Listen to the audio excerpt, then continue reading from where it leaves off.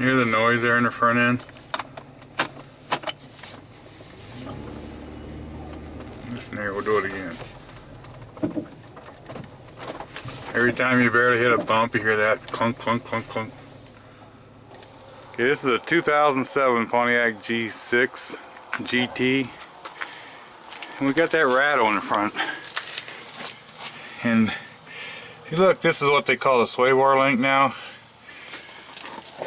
Okay, see what happens is these are like a tie rod end sorta, and they get loose.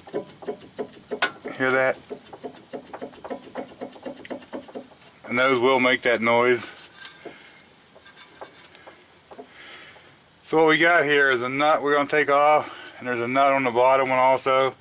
We got the car jacked up and the suspension just hanging, and that leaves these a little bit of play. So what we'll do next is get these nuts off of here. Now when you're taking these off, when you turn this nut, if the shaft starts spinning inside the stud, they got where you can put a wrench on the outside here. Some other cars will have where you put an Allen wrench in the end of it or whatever, but you can hold it out here and turn. Now if it just wants to turn, you can hold it with another wrench here and get the nut off. Now once you get both of the nuts off, halfway in the bottom one, these will just pull right out.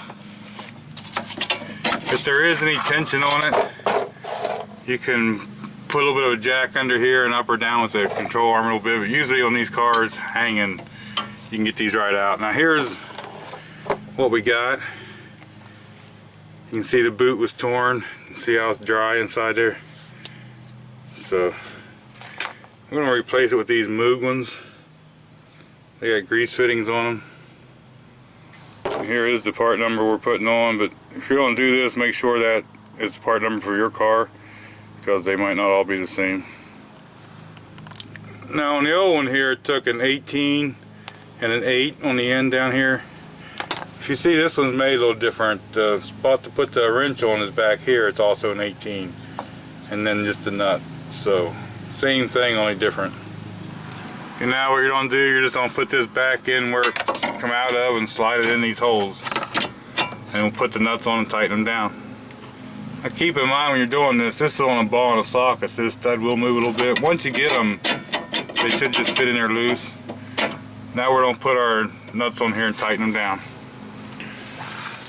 Okay, now once you get the two bolts tight, you're pretty much done. There's a grease fitting on both of them, so we want to pump a couple shots of grease in that, and then we'll put the tire back on here. And now that we got both wheels back on it and both sides changed, let's see if it still makes that noise or not.